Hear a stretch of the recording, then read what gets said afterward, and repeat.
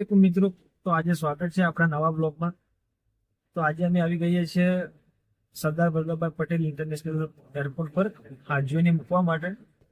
તમને અહીંયાનો પાર્કિંગનો વ્યૂઝ બતાવું, બાકી પછી અંદરનો વ્યૂઝ તમને અંદર જઈને બતાવીશ. તમે જોઈ શકો છો આ વ્યૂઝ.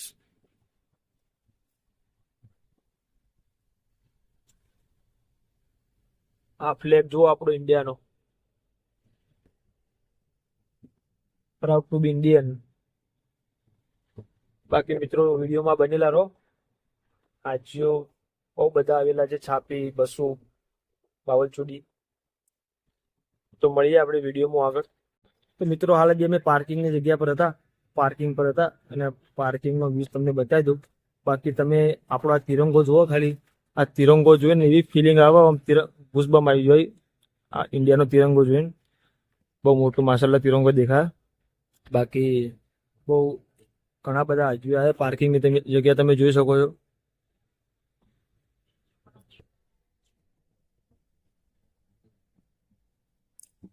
હાજીઓને જે લેવાનું સ્ટાર્ટ કર્યું ને, હવા ત્રણનો એજી મતલબ હાજીઓનો ફ્લાઇટની ટાઈમ છે. હવે કેટલા કલાક પહેલા અંદર લોય એ આપણે હવે અંદર જઈએ ત્યારે ખબર પડે. બાકી પાર્કિંગ બહુ મોટી જગ્યામાં પાર્કિંગ, અને પાર્કિંગની ફી આ લોકો 200 રૂપિયા લે. હવે એક ગાડી પાસે 200 રૂપિયા લે એટલે તમે જોઈ શકો કેટલું કમાતા હશે. મોદી સરકાર ભેગું કરી રહી છે, જુઓ ખાલી. ના આપણા તિરંગો, પ્રાઉડ ટુ બી ઇન્ડિયન. કિંમતી વસ્તુ હોય છે, ઘણીવાર આખી બેગ ગુમ થઈ જાય છે, મોબાઈલ વયા જાય છે હાજીના, ઘણીવાર પાસપોર્ટ ગુમ થાય છે. એટલે બધા હાજીના રિશ્તેદારને વિનંતી, અંદર અમારી જવાબદારી છે. આ બધી વસ્તુ ખોવાય છે, એટલા માટે થઈને અમે તમને એમ કહીએ છીએ કે તમે બેરિકેડની બહાર રહો. બધા સારા માણસો ન હોય તો ભૂલથી કોઈ હાજીની સાથે એવું કોઈ કરી જાય. મિત્રો આટલે ગાડીઓનું જે હાજીઓના લગેજ હોય ને, લગેજ ગાડીઓ આટલે ઉતારીને પછી પાછી પાર્કિંગમાં લઈ જવાનું હોય. એટલે હોના પછીના જે હાજીઓ આવવાના હોય ડાયરેક્ટ ગાડી પાર્કિંગમાં ના લઈ જાય, પહેલા અહીંયા લગેજ ખાલી કરીને પછી પાર્કિંગમાં લઈ જાય, કારણ કે પાછું પાર્કિંગમાંથી અહીંયા આવવું પડશે. એટલે આ વસ્તુનું ખાસ ધ્યાન રાખજો. હવે આવાવાળા મતલબ જે મૂકવા હાજીઓને આવવાના હોય ને, એ ખાસ આની ખબર રાખે. બાકી આ જે હાજીઓને અંદર લીધા નથી હજી તો બધી પબ્લિક આટલા જ છે. બાકી આગળની અપડેટ તમને આગળ જેમ જેમ જશું ત્યારે આપી દીધું.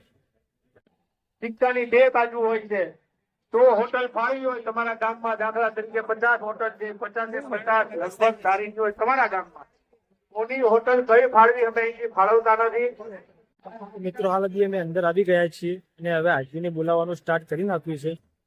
તો હાલમાં ગુજરાત રાજ્ય હજ કમિટી બહુ સારી સેવા આપી રહી છે. કોઈ પણ પ્રોગ્રામ જાય, કોઈ પણ એવું કોઈ સિચ્યુએશન બને તો ગુજરાત રાજ્ય હજ કમિટી બહુ સારી એવી સેવા આપી છે. હાજીને અંદર સાથે જવા નથી દેતા. ગુજરાત રાજ્યના હજ કમિટીના માણસો બહાર જ જેટ પર જ ઉભેલા રહેશે, અને એ લોકો મતલબ હાજી સાથેનો સામાનના બધું અંદર લઈ જાય છે. એટલે એમ બહુ સારી સેવા આપી રહ્યા છે. બાકી એક વ્યૂ જોઈ શકો છો. હવે બનાસકાંઠાના હાજીઓને અંદર લેવાનું ચાલુ કરી નાખ્યું છે. હવે અનાઉન્સ થઈ ગયું છે. બાકી હવે હાજીઓ ક્યારે અંદર જાય છે, શું ભાવનગરના હાજી બધા અંદર જતા રહ્યા છે. હવે બનાસકાંઠાના હાજીઓની વારી છે, એમનું અનાઉન્સ થઈ ગયું છે. હવે હાજી અંદર જાય છે પછી તમને હું બતાવું કે કેટલા વાગે અંદર લીધા ફાઇનલ. ત્યાર સુધી વિડીયોમાં બનેલા રહો. બાકી તમે વ્યૂઝ જોઈ શકો છો. આ સામે શૌચાલય ને બધું છે, અને અહીંયા બધું રેસ્ટ માટેની જગ્યા આપેલી છે.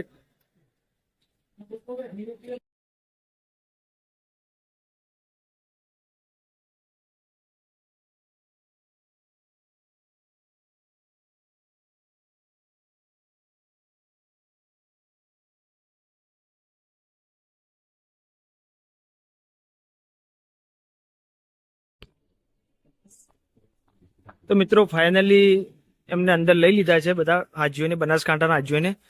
એટલે 3:15 ફ્લાઇટ છે અને 12 વાગે અંદર લઈ લીધા છે. તો એ હિસાબથી જે હાજી હવે આવવાના હોય એ હિસાબથી આવે. બાકી એલાન તો વહેલું થવા માંડે છે, કલાકનું એલાન થતું હતું. બાકી હાજી હવે અંદર ગયા છે. તો મિત્રો હવે આપણે મળીએ આપણા આગળના નવા બ્લોગમાં. તો ત્યાર સુધી જે ભાઈઓએ સબસ્ક્રાઇબ ના કર્યું હોય ચેનલને સબસ્ક્રાઇબ કરી નાખે. મળીએ આપણે આપણા નવા બ્લોગમાં.